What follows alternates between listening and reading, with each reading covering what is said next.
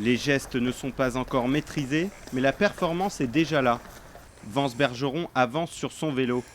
Cela paraît anodin, c'est en réalité une prouesse médicale et technologique. Ce Franco-Américain est tétraplégique, paralysé totalement des jambes, en partie des bras. Il regagne une certaine liberté.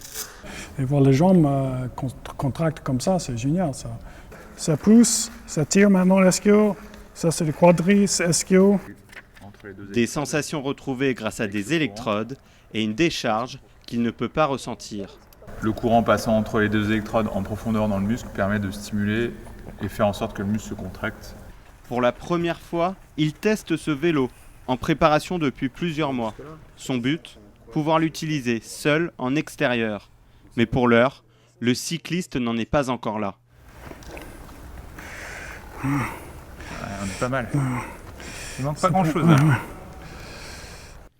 Il ne parviendra pas à s'élancer seul aujourd'hui. Vance Bergeron n'a pas toujours été en fauteuil roulant. Chercheur à l'école normale supérieure de Lyon, il a subi un accident il y a 3 ans, qui l'a obligé à changer son domaine de recherche. J'étais en chimie et physique et j'utilise beaucoup ma main. Aujourd'hui, je ne peux plus faire ça. Par contre, j'ai les idées, j'ai de bonnes équipiers qui travaillent avec moi et c'est un gros intérêt pour moi pour aider les gens dans mon cas. Dans ce laboratoire, il écrit une nouvelle page du sport, l'ère des cybersportifs. Le scientifique réalise ses tests sur ce vélo stationnaire, le premier apparu en France. La prochaine étape tournera autour des neurosciences.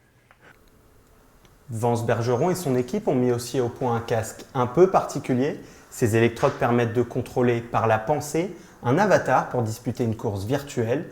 Ici, un seul muscle à développer pour l'emporter, le cerveau.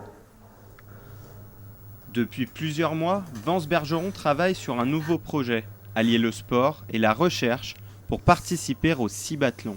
Le premier championnat des gens bioniques.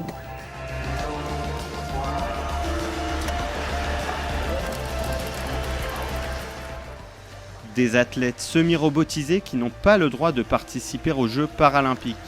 Ils ont rendez-vous à Zurich en octobre.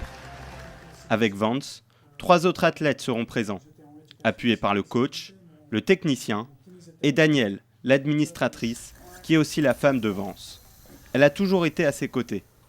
Elle le filmait régulièrement lors de ses virées à vélo. Tu étais dans une camionnette, tu filmes des camionnettes. Toi, tu conduire cette fois-là. Car c'est le drame intime de Vance. C'est sa passion pour le vélo qui a causé son accident. Oui, c'est le cadre ma dernier vélo. On voit bien une ligne ici, une marque ici.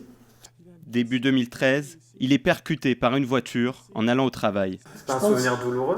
Non, pas du tout. C'est un souvenir, quand je vois lui, je vois toute la montagne que j'ai grimpé avec. Aujourd'hui, sa femme n'est pas surprise de le voir à nouveau pédaler. Je veux dire, il s'est toujours fixé des challenges, il a toujours essayé de les relever.